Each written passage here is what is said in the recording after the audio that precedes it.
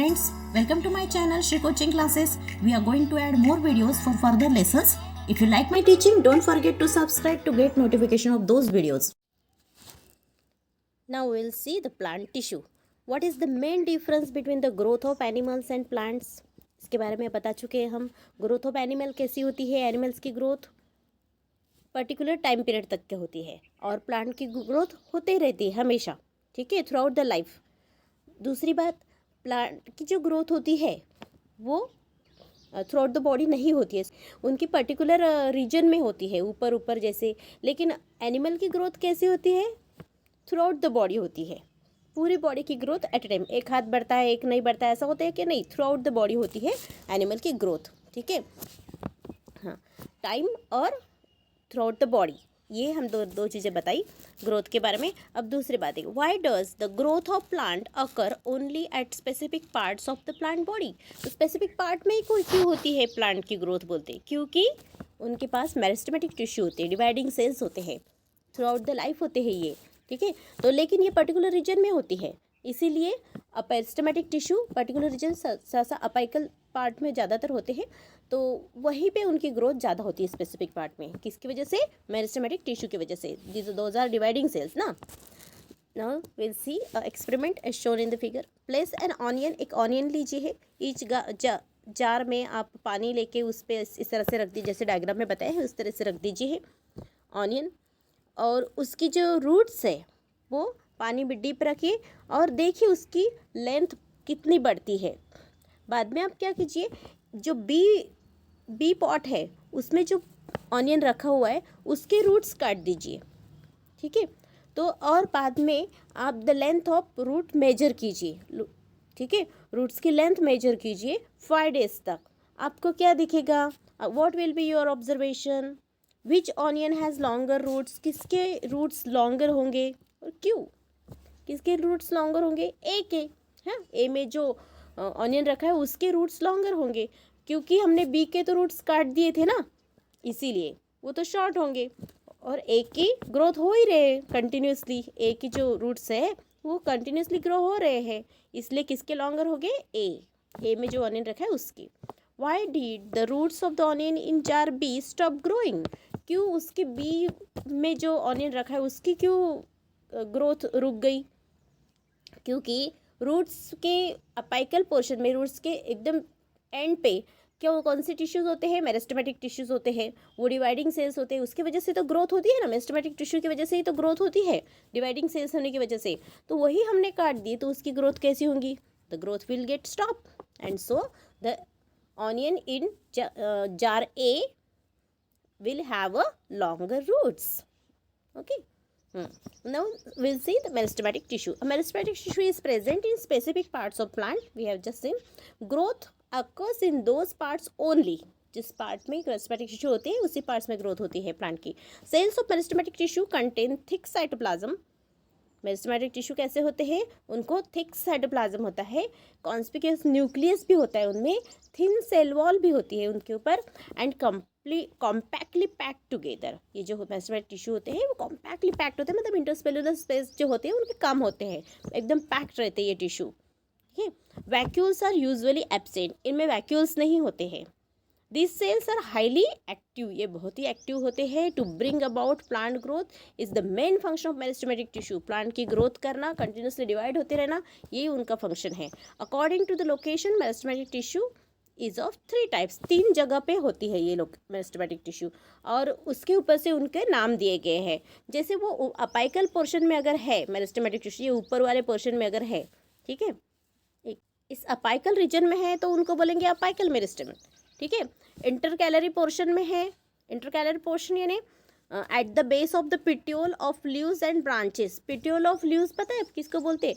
ये देखो, इस पोर्शन को पिट्यूल बोलते हैं, मतलब लीव जब जो ब्रांच को अटैच होते हैं ना उस पोर्शन को पिट्यूल बोलते हैं. इस पोर्शन में और ब्रांचेस में इंटरकैलरी मेरिस्टेम होती है. लैटरल मेरिस्टेम कहाँ होती है? Lateral meristem roots, sides of roots and stem. Side में, मतलब ये साइड में, इस तरह से साइड में होती है वो, ठीक है, साइड के पोर्शन में, तो उनको लैटरल मेरिस्टेम बोलते हैं. ये लैटरल, ठीक है. और यहाँ पे होंगी वो इंटरकैलरी, और ऊपर में होंगी, सबसे ऊपर में उसको अपाइकल मेरिस्टेम। इस तरह से पोजीशन जो उनकी होती है लोकेशन के ऊपर से उनके 3 टाइप्स है, ठीक है। तो अपाइकल मेरिस्टेम क्या करते हैं, उसका फंक्शन क्या है? अपाइकल मेरिस्टेम का increase the length of the root and stem की लेंथ इंक्रीज करना, ठीक है। इंटरकैलरी मेरिस्टेम का क्या फंक्शन है? ग्रोथ ऑफ ब्रांचेस की ग्रोथ करना, formation of leaves and flowers, ये फंक्शन है। देन लैटरल मेरिस्टेम का क्या फंक्शन है? इंक्रीज द गर्थ यानी विड्थ, डायमीटर, ये जो विड्थ है ना, इसे बढ़ती है विड्थ बढ़ती है, विड्थ इस तरह से इधर बढ़ेंगे, फिर इतना बड़ा होगा वो, इस तरह से विड्थ बढ़ेंगी, इसकी गर्थ बढ़ेंगी, डायमीटर बढ़ेंगी, मतलब of the roots and stem. मतलब पेड़ ऐसा पेड़ की विड्थ बढ़ती है ना, पेड़ जैसा जैसा बड़ा होता जाता है वैसे वैसे, तो उसे गर्थ बोलते हैं, ठीक है। नाउ परमानेंट टिश्यू, अभी हमने मेरिस्टेमेटिक टिश्यू, अब देखते हैं permanent tissue. After their growth is complete, जब मेरिस्टेमेटिक टिश्यू डिवाइड होते रहते हैं, डिवाइड किस लिए होते हैं? ग्रोथ के लिए, है ना। 1 के 2, 2 के 4, इस तरह से ग्रोथ होती है, कंटिन्यूसली डिवाइड होते हैं। लेकिन उनकी जब ग्रोथ कंप्लीट हो जाती है, then they stop dividing stop कर देते हैं, start to perform a specific function at specific places. तो वो दूसरी जगह पे जाके दूसरा फंक्शन करते हैं। Thus they permanently acquire a specific structure, और बाद में उनको परमानेंटली एक स्पेसिफिक स्ट्रक्चर मिल जाता है, शेप मिल जाता है, लोकेशन मिल जाती है, and perform a specific function, और वो अपना एक काम एक जगह पे रुक के अपना एक फंक्शन ले लेती है और वो फंक्शन वो करते हैं। सो दिस इज कॉल्ड, इसको बोलते हैं डिफरेंशिएशन, ठीक है। डिफरेंशिएशन मतलब क्या? डिवाइड होने के बाद जब वो उनको स्पेसिफिक स्ट्रक्चर और शेप मिल जाता है, तब वो मतलब अलग बनना। डिफरेंशिएट होना मतलब जैसे डिवाइडिंग सेल्स जो होते हैं पहले अलग थे, अब उनका फंक्शन अलग है, क्योंकि वो डिफरेंशिएट हो गए हैं, उनका शेप स्ट्रक्चर उनको अलग मिल गया, फंक्शन मिल गया अलग से करने के लिए, तो इसको बोलते हैं डिफरेंशिएट हो जाना। So there are 2 types of permanent tissue, एक है सिंपल परमानेंट टिश्यू और दूसरा है कॉम्प्लेक्स परमानेंट टिश्यू। तो 2 टाइप के परमानेंट टिश्यू होते हैं। पहला देखते हैं हम simple permanent tissue. These are made up of only 1 type of, simple मतलब जो एक ही टाइप के सेल से बनते हैं उसको सिंपल बोलते हैं, है ना। According to the function they are of different types, लेकिन उनके फंक्शन के अनुसार उसके और टाइप्स हैं। जैसे पहला टाइप है एपिडर्मिस। इसको अगर आप एक एक्टिविटी करना चाहते हैं तो देखिए, एक रोइयो लिली या कोई भी प्लांट ले लीजिए, उसको थोड़ा टीयर कर लीजिए, काट लीजिए साइड से, और ट्रांसपेरेंट उसके एपिडर्मिस, आप उसका जो पार्ट है साइड से काटने के बाद आपको ट्रांसपेरेंट एपिडर्मिस दिखेंगी, ठीक है। तो मार्जिन से उसकी मार्जिन कट करने के बाद take transparent epidermis with the forceps, उसका छोटा सा पोर्शन लेना, सैफ्रानिन में डुबो के उसको 1 मिनट तक सैफ्रानिन में डुबो के रखना। Safranin is a liquid in laboratory. उसको स्लाइड पे रखना, उसको थोड़ा स्प्रेड करना, मोटी मोटी रहेंगी तो आपको दिखेगा नहीं, उसको थोड़ा सा पतला करना है, स्प्रेड करना है आपको। उसके ऊपर कवर स्लिप रख के बाद में माइक्रोस्कोप में देखना है, तो आपको कैसी लेयर दिखाएंगी? देखिए, एक कंटिन्यूस लेयर दिखाई देगी आपको, ठीक है। सरफेस के ऊपर एंटायर आउटर सरफेस जो होता है उसकी एक कंटिन्यूस लेयर दिखाई देगी, उसको एपिडर्मिस बोलते हैं, ठीक है। So epidermis is a flat and there is no intercellular spaces, कोई इंटरसेलुलर स्पेसेस नहीं होती, बिल्कुल कॉम्पैक्टली अरेंज होते हैं, सिंगल कंटिन्यूस लेयर होती है उनकी, ठीक है। इसको क्यूटिकल भी बोलते हैं, ठीक है। वैक्सी लेयर, कुछ स्टेम्स और लीव्स ऐसे होते हैं जिनके ऊपर एक वैक्सी लेयर होती है। जैसे आप इसका लोटस का लीफ देखा होगा आपने, उसके ऊपर भी वैक्सी, क्योंकि वो पानी में रहता है ना, तो पानी में अगर रहता लीफ जब रहते हैं तो सड़ जाएंगे, इसलिए उनके ऊपर एक वैक्स की लेयर होती है, ताकि पानी में रह के भी उसमें पानी ना घुस सके, है ना, पानी ना जा सके, इसलिए वैक्सी लेयर उनको हेल्प करती है। और दूसरी बात, और कई ऐसे रीजन हैं जहाँ पे इवेपोरेशन ज़्यादा होता है, उन रीजन में हॉट टेम्परेचर रीजन जो होते हैं, तो वहाँ पे भी वैक्सी लेयर उनको हेल्प करती है, ताकि वाटर जो हो इवेपोरेट ना हो प्लांट लीफ में से, इसलिए वैक्सी लेयर हेल्प करती है उनको इवेपोरेशन प्रिवेंट करने के लिए, और वाटर अंदर ही रिटेन रह जाता है, ताकि उनको ज़्यादा से ज़्यादा वाटर इस्तेमाल करने को मिल सके प्लांट को, इसलिए वैक्सी लेयर होती है। Now will see the plant tissue. Plant tissue देखते हैं अब। Types of simple permanent tissue देख लेते हैं पहले। सिंपल परमानेंट टिश्यू 3 टाइप के हैं, पैरेन्काइमा, कोलेन्काइमा एंड स्लेरेन्काइमा, ठीक है। कौन से हैं? पैरेन्काइमा, कोलेन्काइमा एंड स्लेरेन्काइमा, ये 3 सिंपल परमानेंट टिश्यू है। तो पहली फिगर आपको दिख रही है, ठीक है। उसका दूसरी भी फिगर कोलेनकाइमा की भी दिख रही है और स्लेरेंकाइमा। तो पैरेन्काइमा के स्ट्रक्चर कैसा होता है? Living cells with thin wall and intercellular spaces. देखिए ये जो मोटी मोटी दिख रही है वो सेल है और बीच बीच में जो है वो गैप है ना। तो उनको जो गैप है बची हुई उसको इंटरसेलुलर स्पेसेस बोलते हैं, ठीक है। तो सेल्स में कुछ बीच में जगह छूटी है उनको इंटरसेलुलर स्पेसेस बोलते हैं, ठीक है। थिन सेल वॉल है उनके ऊपर एकदम। इनको वैक्यूल्स भी है, देखिए क्लोरोप्लास्ट आपको दिख रहा है। Then we will see the collenchyma. Elongated living cells with thickened cell wall. इनकी जो सेल वॉल है थोड़ी थिक है, देखिए इसकी थिन थी, इसकी थिक है ना। थिकन्ड सेल वॉल थिकन होती है कॉर्नर्स पे, क्योंकि उनके कॉर्नर्स पे ना सेलुलोज और पेक्टिन डिपॉजिट होता है ना। And because of deposition of this cellulose and pectin the cell wall get thickened, okay. Then third type देखिए स्लेरेन्काइमा। इनमें ना डेड एंड फाइब्रस सेल्स ज़्यादा होते हैं and they are tapering end यानी वैसे छोटी एंड पे ऐसे छोटी कम होती जाती है ना, उसका एंड छोटा पतला होता जाता है उसका एंड, उसको टैपरिंग एंड बोलते हैं। तो सेल वॉल कंटेन्स लिग्निन। इसके सेल वॉल में कौन सा सब्सटेंस होता है? लिग्निन होता है। इसमें कौन सा होता है? Cellulose and pectin. और इसमें कौन सा होता है? लिग्निन, ठीक है। Now will see the location. कहाँ पे होती है? लोकेशन मतलब ये टिश्यूज़ कहाँ पे होती है। जैसे पहले पैरेन्काइमा कहाँ पे होती है? रूट्स और स्टेम, लीव्स, फ्लावर्स और सीड्स, सभी पार्ट्स में आपको पैरेन्काइमा दिखेंगी। और कोलेनकाइमा कहाँ पे होंगी? Eight the base of leaf, petiole, branches, यहाँ पे कोलेनकाइमा होंगी, ठीक है। और स्लेरेन्काइमा कहाँ पे होंगी? Stem, veins, leaves of hard quotes of seeds and outer covering of coconut. क्योंकि ये डेड होते हैं ना, कोकोनट का बाहर की लेयर कोकोनट की बाहर की लेयर सूखा हुआ जो कोकोनट दिखता है ना, फाइबर्स दिखते हैं आपको, वो डेड फाइबर्स होते हैं वो।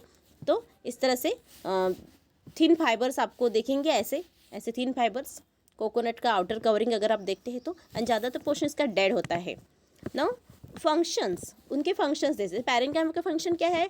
सपोर्ट करना। अब देखिए ये सारी चीज़ें आपको समझनी तो है लेकिन लर्न भी करना पड़ेगा, क्योंकि इसमें क्या समझाएंगे कि इसमें और ज़्यादा क्या समझा सकते हैं अपन? इतना ही बता सकते कि हाँ भाई ये सपोर्ट करता है, इसका फंक्शन है सपोर्ट करना, इसका फंक्शन है स्टोरेज ऑफ फूड स्टोर करके रखना एंड फिलिंग वैकेंट स्पेसेस। जो वैकेंट खाली जगह होती है उसको फिल करते हैं, मतलब ज़्यादा से ज़्यादा पोर्शन में इनकी ग्रोथ होती है, ठीक है। जहाँ वैकेंट पोर्शन होता है वहाँ इसकी ग्रोथ होती है। इतना ही बता सकते हैं हम।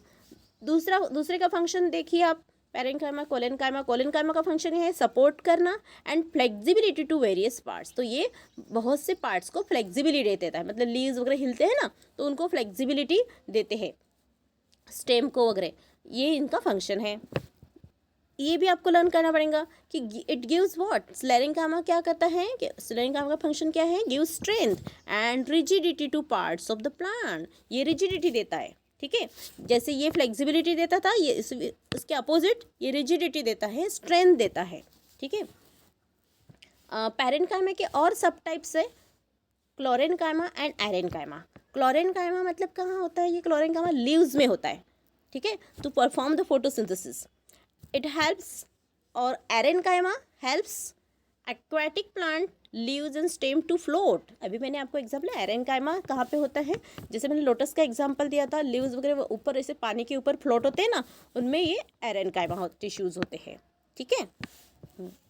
आगे देखते हैं types of complex permanent tissue. तो ये तीन जो थे वो सिंपल परमानेंट टिश्यू थे। अब हम देखेंगे कॉम्प्लेक्स परमानेंट टिश्यू, बहुत ही इंपॉर्टेंट है। ये जाइलम और फ्लोएम दो ही है, ठीक है। इसके दो ही टाइप है, जाइलम और फ्लोएम, हमने पढ़ा है। जाइलम क्या करता है? वाटर कंडक्ट करता है। फ्लोएम क्या करता है? फूड कंडक्ट करता है। तो ये है कंडक्टिंग टिश्यू, ये कंडक्टिंग टिश्यू है, ठीक है। और इनके फंक्शन, इसका स्ट्रक्चर आपको दिख रहा है। अगर सपोज ये जो डंडी आपको दिख रही है ना, उसका छोटा सा पोर्शन, एकदम छोटा सा पोर्शन, ये देखिए एकदम छोटा सा पोर्शन लिया तो ऐसा दिखता है, ये ऐसा दिखता है माइक्रोस्कोप में। उसका भी छोटा सा पोर्शन लिया हमने, ये छोटा सा पोर्शन, ये ऐसा दिखता है, ये ऐसा दिखता है, ठीक है। उसका भी छोटा सा पोर्शन अगर माइक्रोस्कोप में देखें तो ऐसा दिखते हैं। और इसमें आपको दिखता है जाइलम और फ्लोएम, ये जाइलम है और फ्लोएम है। आपको कुछ समझ में नहीं आ रहा होगा इस डायग्राम में, लेकिन समझने की कोशिश कीजिए। इस तरह से इसको भी आप अगर थोड़ा सा इलाज करके देंगे तो इसमें आपको ट्रकिएट्स वगैरह ये सारे स्ट्रक्चर दिखेंगे। इसमें स्ट्रकिएट्स दिखेंगे और फ्लोएम टिश्यू में आपको ऐसे स्लीव ट्यूब्स, कंपेनियन सेल्स, ये सब स्ट्रक्चर्स इसमें दिखेंगे। ठीक है, अब देखते हैं उसकी कैरेक्टरिस्टिक्स। जाइलम की कैरेक्टरिस्टिक क्या है? It consist of thick wall dead cells. ये जो जाइलम टिश्यू होते हैं ना, इनके ऊपर थिक वॉल होती है और जो डेड सेल्स होती है, डेड सेल की थिक वॉल होती है इनके ऊपर। ठीक है, और फ्लोएम जो होती है ना, कंसिस्ट ऑफ, इसमें ज़्यादा से ज़्यादा साइटोप्लाज्म होता है कंटेनिंग लिविंग सेल्स। इसमें लिविंग सेल्स ज़्यादा होते हैं और इसमें डेड सेल ज़्यादा होते हैं। ठीक है, नाउ टाइप्स ऑफ सेल्स।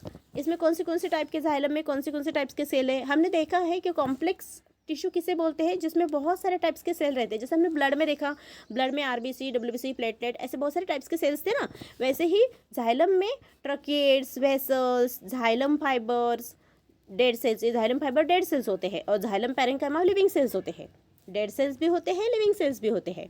ठीक है, सीयू ट्यूब्स, इसमें फ्लोएम में कंपेनियन सेल, फ्लोएम पैरेन्काइमा जो कि लिविंग सेल्स है और फ्लोएम फाइबर्स जो कि डेड सेल्स है। ठीक है, कुछ डेड सेल्स, कुछ लिविंग सेल्स, इस तरह से ये सारे सेल्स को मिलके ये टिश्यू बनते हैं। ठीक है, फ्लोएम टिश्यू बनता है। और फंक्शन तो हमें पता ही है, स्ट्रक्चर लाइक इंटरकनेक्टेड ट्यूब्स होते हैं, conduct water and mineral only in upward direction. सिर्फ एक ही डायरेक्शन से ये वाटर कंडक्ट करता है। कौन से डायरेक्शन से? ऊपर, नीचे से ऊपर रूट्स से वाटर और मिनरल लेके ऊपर तक पहुंचाना। और फ्लोएम्स जो होते हैं ना, tubes join to each other, ये भी ट्यूब्स एक दूसरे को जॉइन होते हैं और कंडक्ट करते हैं। जो खाना बनाया है लीव्स में, उसमें शुगर, अमाइनो एसिड वगैरह जो फ्रॉम लीव्स से लेके, लीव्स में खाना बनता है ना, फोटोसिंथेसिस होता है, तो वहाँ से लेके वेरियस पार्ट्स तक पहुँचाना। तो ये दोनों डायरेक्शन से जाते हैं, अपवर्ड एंड डाउनवर्ड डायरेक्शन, दोनों डायरेक्शन से फ्लो करना इनका फंक्शन है। ठीक है।